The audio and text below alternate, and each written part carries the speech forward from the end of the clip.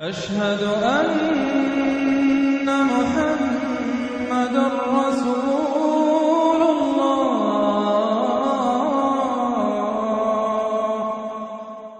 کسی دوسرے مذہب سے تعلق رکھنے والا ایمان قبول کرتا ہے، اسلام قبول کرتا ہے، تو اسے بھی اپنے خاندان سے کٹنا پڑتا ہے، اسے اسی طرح کے حالات سے، چاہے وہ مار پیٹ اور وہ پرسیکیوشن اور وہ تشدد اور وہ ٹارچر نہ ہو جو ہو رہا تھا مکہ مکرمہ میں۔ اور ہم تو اپنے ایمان سے کیا نسبت اور کیا تناسب قائم کریں گے صحابہ کے ایمان کے ساتھ، بالخصوص ابو بکر صدیق جیسے صدیق اکبر کے ایمان کے ساتھ رضی اللہ تعالی عنہ۔ اس کے بالکل برعکس پوزیشن ہو گئی، یخرجون من دین اللہ افراجا۔ اسلام جو ہے وہ صرف چند شہر جو ہیں حجاز کے ان تک محدود رہ گیا۔ معزز حاضرین اور محترم خواتین، السلام علیکم ورحمۃ اللہ وبرکاتہ۔ تو ایک تو جھوٹے نبی کھڑے ہو گئے اور دوسرے زکوٰۃ کا انکار کر دیا، زکوٰۃ نہیں دیں گے۔ تو یہ بھی یقیناً ایسے لوگ بھی تھے جن کے اندر صرف دھوکہ دینے ہی کے لیے وہ ایمان کا اظہار کر رہے تھے، ان کے پیش نظر دھوکہ تھا، اپنے آپ کو بچانا تھا۔ ان دونوں کے درمیان ایسے لوگ بھی یقیناً تھے جو نہ مثبت طور پر مومن تھے نہ منفی طور پر منافق تھے، مسلم تھے۔ اسی آیت کے بنا پر امام ابن تیمیہ رحمۃ اللہ علیہ نے ایک عنوان قائم کیا ہے، اثبات الاسلام بغیر الایمان۔ اسلام کا اثبات، تسلیم کر لینا اسلام کو بغیر ایمان کے، اس آیت کے حوالے سے قالت الاعراب آمنا قل لم تؤمنوا ولكن قولوا اسلمنا ولما يدخل الايمان في قلوبكم۔ اب اگلا ٹکڑا اس آیت کا یہ ثابت کر رہا ہے کہ وہ منافق نہیں تھے۔ وَإِن تُطِيعُوا اللَّهَ وَرَسُولَهُ لَا يَلِدْكُم مِّنْ أَعْمَالِكُمْ شَيْئًا، اگر تم اللہ اور اس کے رسول کی اطاعت کرتے رہو، اس لیے اسلام کے معنی یہ تو ہے، یہ تو لازماً کرنا ہوگا۔ وہ دور جو ہے آج کی طرح تو نہیں تھا کہ نماز نہ پڑھو تب بھی مسلمان، پڑھو تب بھی مسلمان، کروڑ پتی ہونے کے باوجود حج نہ کرو تب بھی مسلمان۔ تو یہ بات تو نہیں تھی اس وقت، تو یہ کہ اطاعت تو کرنی پڑتی تھی، اس لیے کہ اطاعت تو ظاہر ہو جاتی ہے، کوئی کر رہا ہے کون نہیں کر رہا ہے۔ ایک چھوٹی سی بستی مدینے کی، ان میں کون نماز پڑھ رہا ہے کون نہیں پڑھ رہا صاف واضح ہوتا تھا، لہذا منافقین کو بھی آ کر نماز پڑھنی پڑتی تھی، بلکہ جو رئیس المنافقین تھا وہ ہمیشہ پہلی صف میں ہوتا تھا۔ اور جب حضور صلی اللہ علیہ وسلم خطبہ دینے کے لیے کھڑے ہوتے تھے تو پہلے وہ کھڑا ہوتا تھا اور کہتا لوگوں دیکھو ان کی بات توجہ سے سنو، یہ اللہ کے رسول ہے۔ وہ اپنی اہمیت جتانے کی خاطر، اس لیے کہ یہ جو اوس اور خزرج کے دو قبیلے تھے، ان میں اوس کا قبیلہ چھوٹا تھا، خزرج کا بڑا تھا، اور اس کا سردار یہ تھا سب سے بڑا، اور اس کے لیے طے ہو چکا تھا، مدینے والے اس ضرورت کو محسوس کر رہے تھے کہ یہاں 5 قبیلے آباد ہیں، اور 2 تو قدیم عرب کے ہیں جو یمن سے آ کر آباد ہوئے، اوس اور خزرج، اور 3 عرب سے باہر سے آئے ہوئے ہیں یہودی قبائل، بنو قینقاع، بنو نذیر یا نذیر اور بنو قریظہ۔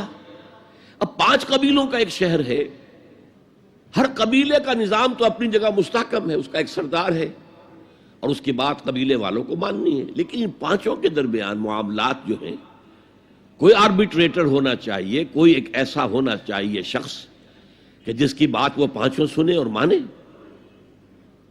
اس لیے انہیں بادشاہ کی ضرورت محسوس ہوئی کہ کسی کو ہم اپنا بادشاہ بنا لیں، اور قرۂ فال بنام من دیوانہ زدند عبداللہ ابن ابی، اس کے بارے میں طے ہو گیا یہ ہمارا بادشاہ ہوگا۔ اس کے لیے تاج تیار ہو گیا سونے کا، تاج پوشی باقی تھی کہ حضور تشریف لے آئے بے تاج بادشاہ کی حیثیت سے۔ اس کے سارے خواب بکھر گئے، لہذا منافق اول بھی وہ اور رئیس المنافقین بھی وہ۔ ایمان تو وہ بھی لے آیا، اگرچہ لایا ذرا لیٹ غزوہ بدر کے بعد، لیکن یہ ہے کہ وہ ایمان لایا تھا اسی انداز کا کہ ابھی دیکھیں گے، ہوا دیکھو، ہوا کا رخ دیکھو، تیل دیکھو، تیل کی دھار دیکھو، کوئی حالت ایسی ہو جائے کہ پھر معاملہ تلپٹ کر دیا جائے۔ تو یہاں کہا جا رہا ہے وَإِن تُطِيعُوا اللَّهَ وَرَسُولَهُ لَا يَلِدْكُم مِّنْ أَعْمَالِكُمْ شَيْئًا، جبکہ منافق کا کوئی عمل بھی قبول نہیں. لیکن یہاں فرمایا گیا کہ اگر تم اللہ اور اس کے رسول کی اطاعت کرتے رہو گے تو اللہ تعالیٰ تمہارے اعمال کے اجر و ثواب میں کوئی کمی نہیں کرے گا. دیکھیے اصولی اعتبار سے بات یہ ہے کہ ایمان کے بغیر کوئی عمل جو ہے قبول نہ ہو. یہاں ایمان کے بغیر نیکیوں کے اعمال کے قبولیت کا اعلان کیا جا رہا ہے. گویا کہ یہ ایک خاص رعایت ہے، اس لیے آیت ختم ہو رہی ہے ان اللہ غفور الرحیم. اللہ غفور ہے، اللہ رحیم ہے. یہ اس کے شان غفاری کا صدقہ ہے، یہ اس کی شان رحیمی کا صدقہ ہے کہ اس حال میں بھی تمہارے اعمال اگر تم اطاعت کرتے رہو گے اللہ اور اس کے رسول کی تو اللہ قبول فرما لے گا. البتہ یہاں یہ نوٹ آف کوشن سامنے رہنا چاہیے کہ اطاعت جزوی نہیں، اطاعت کلی، پوری کی پوری اطاعت. دو حکم بھی دیا گیا ہے، ماننا پڑے گا. جزوی اطاعت اطاعت نہیں ہے. Partial obedience is no obedience. اس لیے کہ اگر آپ نے ایک حکم قبول کر لیا ایک نہیں کیا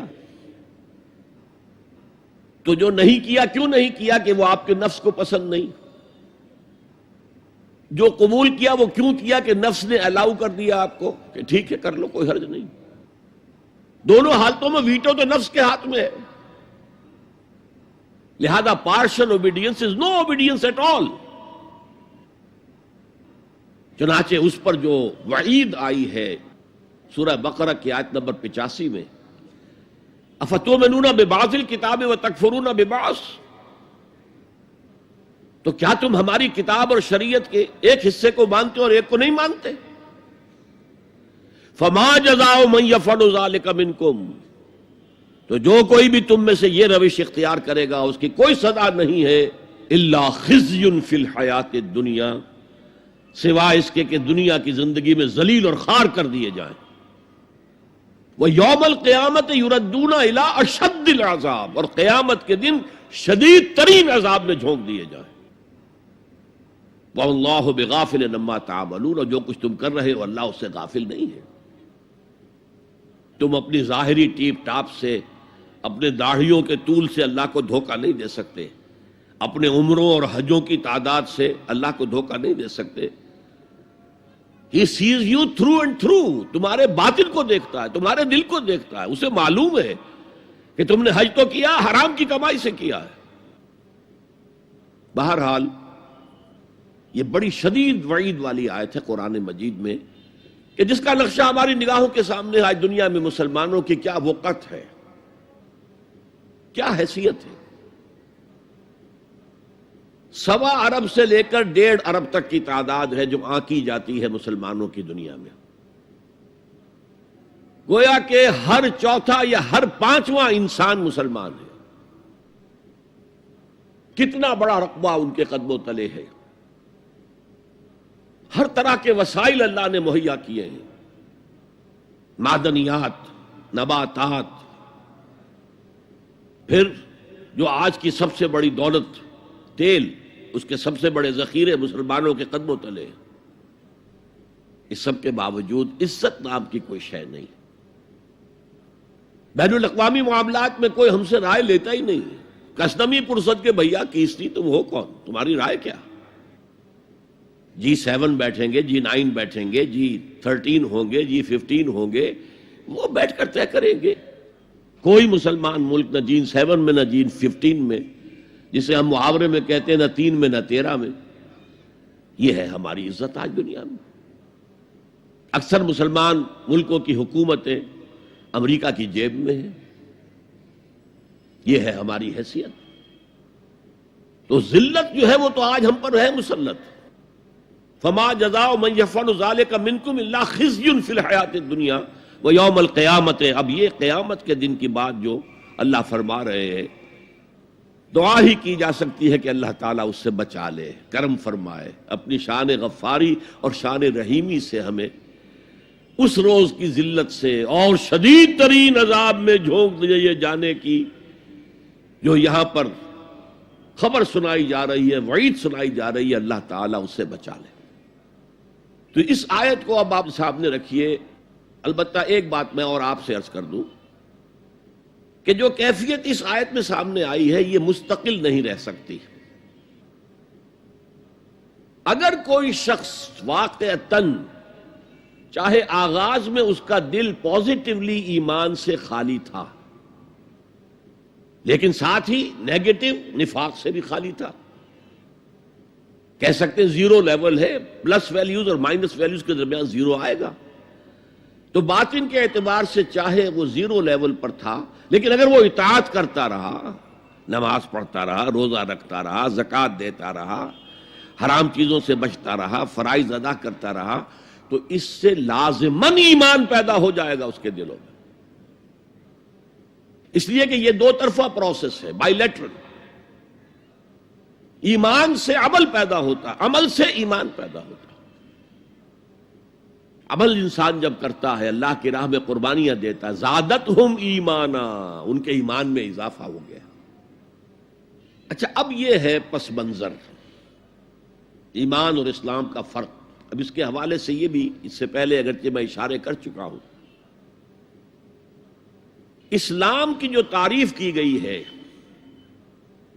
متفق علیہ روایت ہے حضرت عبداللہ ابن عمر سے رضی اللہ تعالی عنہما، بنی الاسلام علی خمس، اسلام کی عمارت 5 چیزوں پر قائم ہے۔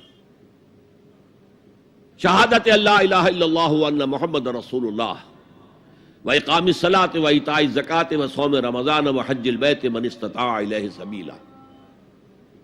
کلمہ شہادت ہے کہ میں گواہی دیتا ہوں اللہ کے سوا کوئی معبود نہیں، اور میں گواہی دیتا ہوں کہ محمد صلی اللہ علیہ وسلم اللہ کے رسول ہیں۔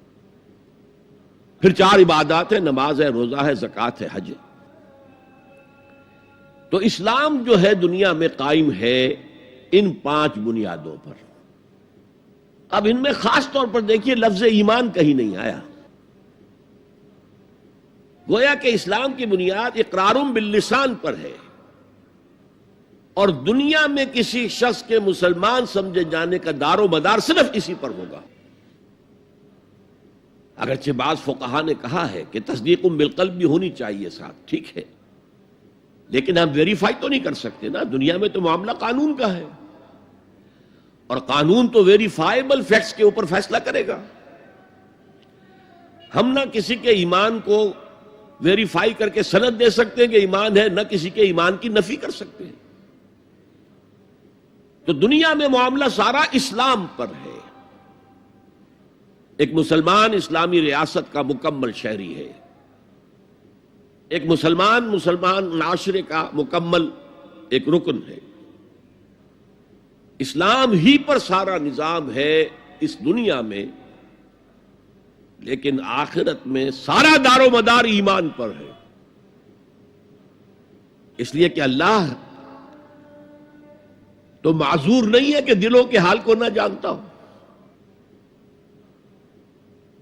ان اللہ لا ينظر الى صورکم ولا الى اموالکم ولکن ينظر الى قلوبکم واعمالکم۔ اللہ تعالیٰ نہ تمہاری صورتوں کو دیکھتا ہے، نہ تمہارے مالوں کو دیکھتا ہے، بلکہ وہ تو دیکھتا ہے تمہارے دلوں کو اور تمہارے اعمال کو۔ امام بخاری رحمت اللہ علیہ کا موقف کہ ایمان میں عمل بھی شامل ہے انٹیگرل پارٹ کی حیثیت سے، یہ حقیقی ایمان کے اعتبار سے 100% درست ہے۔ دل میں یقین ہوگا تو کیسے عمل اس کے خلاف ہو جائے گا؟ لیکن لیگل اور کانسٹیٹیوشنل لیول پر، جسے ہم اسلام کہیں گے، عمل علیحدہ ہے، ایمان علیحدہ ہے، اور ایمان حقیقی گھٹتا بھی ہے، بڑھتا بھی ہے۔ زادتہم ایمانا وما زادہم الا ایمانا وتسلیما، سورہ احزاب میں فرمایا کہ وہ جو 12,000 کا لشکر آ گیا تھا اور ایک شدید صورت پیدا ہو گئی تھی، اور محسوس ہوتا تھا perhaps this is the end، جیسے کہ ایک چراغ جل رہا ہے میدان میں رکھا ہوا اور جھکڑ چل رہا ہے بجھانے کے لیے، تو منافقین کا نفاق ان کی زبانوں پر آ گیا۔ ما وعدنا اللہ ورسولہ الا غرورا، ہم سے اللہ اور اس کے رسول نے جو وعدے کیے تھے وہ سب جھوٹے ثابت ہوئے۔ ہم سے کہا گیا تھا کیسر و کسریٰ کے خزانے تمہارے قدموں میں ہوں گے، اور آج کیا ہے؟ ہم رفع حاجت کے لیے باہر نہیں جا سکتے۔ تو منافقین کے اندر کا روگ جو تھا وہ ان کی زبانوں پر آ گیا۔ اور اہل ایمان کا معاملہ کیا ہوا؟ انہوں نے جب دیکھا رما راول احزاب قالوا ھذا ما وعدنا اللہ ورسولہ، انہوں نے کہا یہی تو ہے جس کا ہم سے اللہ اور اس کے رسول نے وعدہ کیا تھا۔ یہ آیت تو سورہ بقرہ میں نازل ہو چکی تھی، وَلَنَبْلُوَنَّكُمْ بِشَيْءٍ مِّنَ الْخَوْفِ وَالْجُوعِ وَنَقْصٍ مِّنَ الْأَمْوَالِ وَالْأَنفُسِ وَالثَّمَرَاتِ وَبَشِّرِ الصَّابِرِينَ، ہم لازماً آزمائیں گے تمہیں، لازماً آزمائیں گے، خوف سے، بھوک سے، فقر و فاقے سے، جان اور مال اور ثمرات کے ضیاع سے اور زیاں سے۔ فصل تیار کھڑی ہے اور عین وقت آ گیا ہے جنگ کا، اور وقت پر فصل کھجور کی اتاری نہ گئی تو تباہ ہو جائے گی، لیکن نہیں، نکلنا ہے۔ یہی معاملہ تھا جو کہ تبوک کے موقع پر ہوا ہے۔ قحط کی کیفیت تھی اور اب فصل تیار تھی، اب ساری امیدیں اس فصل پر تھی، کھجور کی، لیکن ظاہر ہے کہ کھجور کی فصل اتارنا کوئی عام خواتین کا کام تو نہیں ہے، لیکن مردوں سے کہا جا رہا نکلو اللہ کی راہ میں، سب کے سب۔ پہلی مرتبہ نفیر عام تھی، ہر صاحب ایمان نکلے، تو ایک بہت بڑی آزمائش۔ تو جو راسخ الایمان تھے، صادق الایمان تھے، ان کا رد عمل سچویشن ایک ہی ہے۔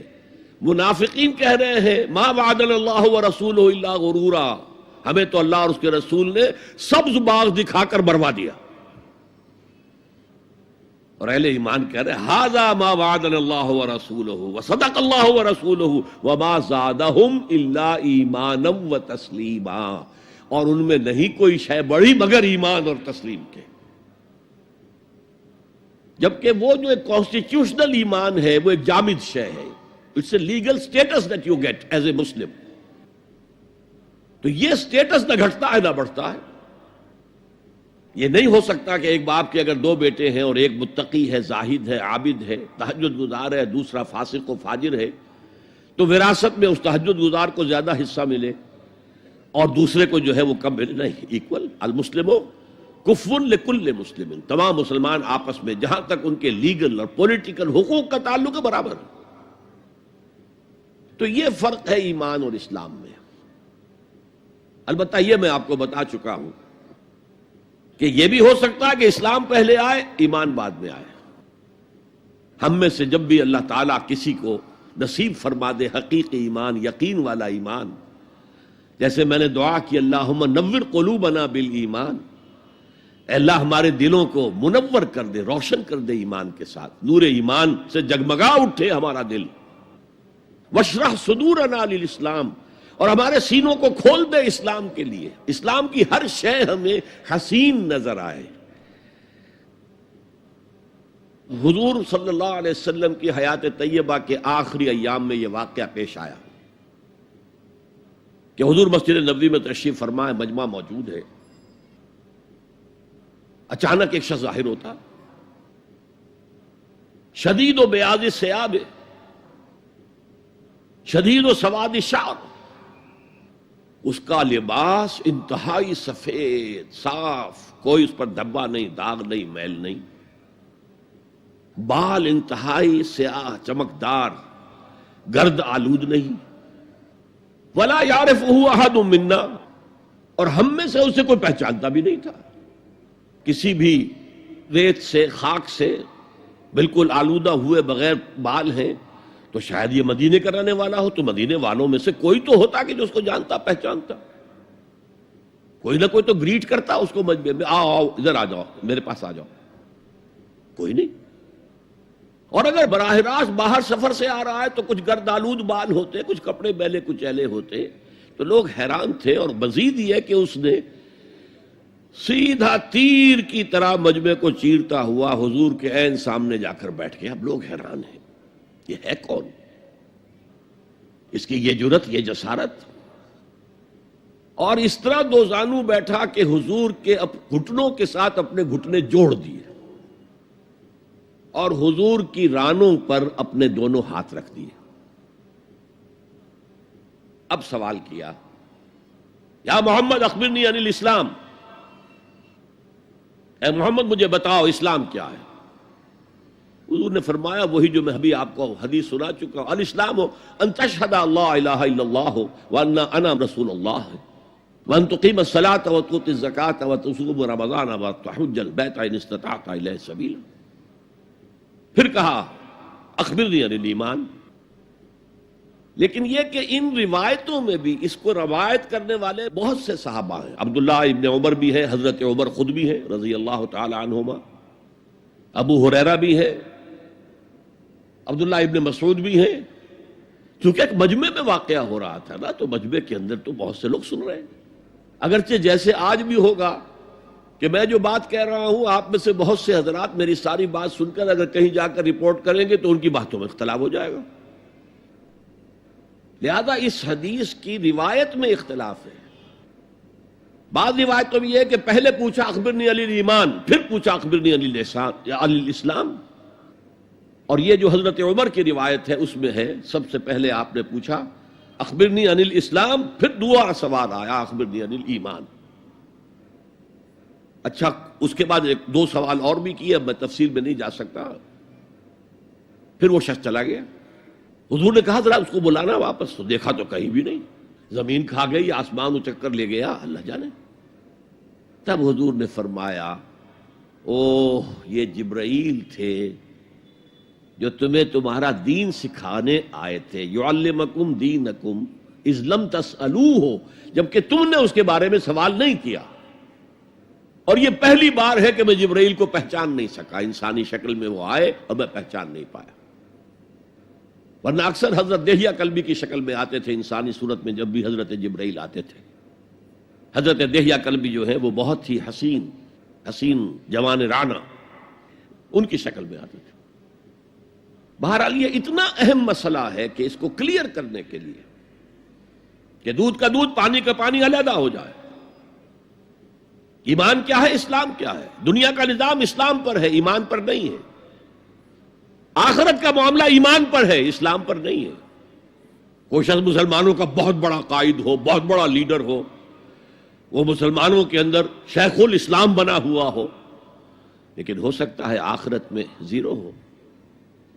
میں حدیث سنا چکا ہوں آپ کو، ایک شخص دنیا میں شہید سمجھا جا رہا تھا، ایک شخص دنیا میں بہت بڑا عالم سمجھا جا رہا تھا، ایک شخص دنیا میں بہت بڑا سخی سمجھا جا رہا تھا، اور اللہ نے سب کے دعوے جو ہیں ان کی نفی کر دی۔ تم نے جنگ کی تھی اس لیے لیقال جریء کہا جائے، بہت ہی جری آدمی ہے صاحب، بہت بہادر آدمی، کیا کہنے اس کے۔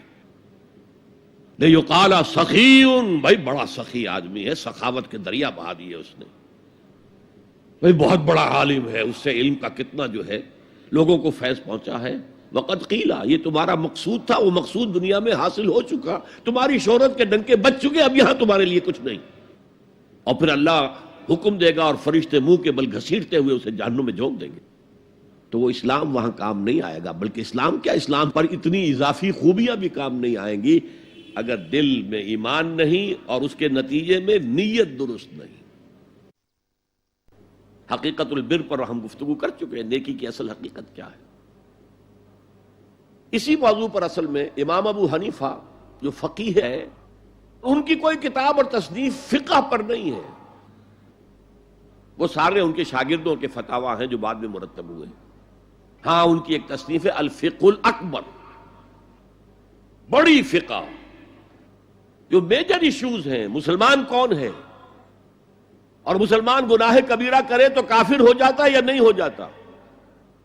بعض احادیث سے ثابت ہوتا ہے کہ وہ تو کافر ہو گیا، ایمان سے محروم ہو گیا۔ میں وہ حدیث سنا چکا ہوں آپ کو، واللہ لا یؤمن واللہ لا یؤمن واللہ لا یؤمن، خدا کی قسم وہ شخص مومن نہیں، خدا کی قسم وہ شخص مومن نہیں، خدا کی قسم وہ شخص مومن نہیں۔ صحابہ لرز گئے، کانپ گئے، قیل من یا رسول اللہ، حضور کس کے بارے میں ارشاد فرما رہے ہیں؟ فرمایا الذی لا یامن جارہ بوائقہ، وہ شخص کہ جس کی ایذا رسانی کی وجہ سے اس کا پڑوسی چین میں نہیں ہے، امن میں نہیں، سکون میں نہیں۔ تو بظاہر تو نتیجہ نکلا کہ ایمان کی اتنی نفی ہو رہی تو کافر ہے۔ اور یہی سب سے بڑی غلطی جو سب سے پہلا فرقہ پیدا ہوا اسلام میں، وہ تو اسی بنیاد پر ہوا تھا۔ خوارج کا موقف یہی تھا، گناہ کبیرہ کا مرتکب کافر ہے، اور کافر ہے تو گویا کہ مرتد ہے، اور مرتد ہے تو واجب القتل ہے، اس کا مال بھی تم پر مباح ہے کہ لے لو اور قبضہ کر لو، اس کی بیویاں بیٹیاں بھی تم پر مباح ہیں کہ انہیں اپنی کنیزیں بنا لو. حالانکہ بڑے متقی لوگ تھے خوارج. حضرت علی کو بہرحال ان سے جنگ کرنی پڑی. 4000 خوارج جو ہیں جنگ نہروان کے اندر قتل ہوئے، اور پھر خوارج کی تکفیر پر امت کا اجماع ہوا کہ وہ دائرہ اسلام سے خود خارج ہو گئے تھے. ان موضوعات پر امام ابو حنیفہ کی تسلیم اپنی ہے. گناہ کبیرہ سے بھی کوئی شخص کافر نہیں ہوتا. بہرحال ہمارا جو اصل موضوع ہے اس کی طرف میں آ رہا ہوں. اسلام اور ایمان کو جب علیحدہ علیحدہ اس طرح کر دیا، نیچرلی اب ایک سوال پیدا ہوتا ہے کہ پھر مومن کو ڈیفائن کیجئے. ہو is a momin? We want to be acknowledged as momins. کیا پری ریکویزٹس ہیں، کیا شرائط ہیں؟ یہ دیکھیے ربط آیت بالآیت. چونکہ آیت نمبر 14 میں اسلام اور ایمان جدا، اور کچھ لوگوں کا اسلام قبول، اطاعت قبول، ایمان کی نفی مطلق. لم تؤمنوا ولما يدخل الایمان فی قلوبکم. تو اس پس منظر میں نیچرل کوسچن ہے جو اٹھتا ہے، مومن کون ہے؟ ڈیفائن کیجیے. اور یہ آیت اگلی اس اعتبار سے قرآن مجید کی اہم ترین آیت ہے. A comprehensive definition of who is a مومن.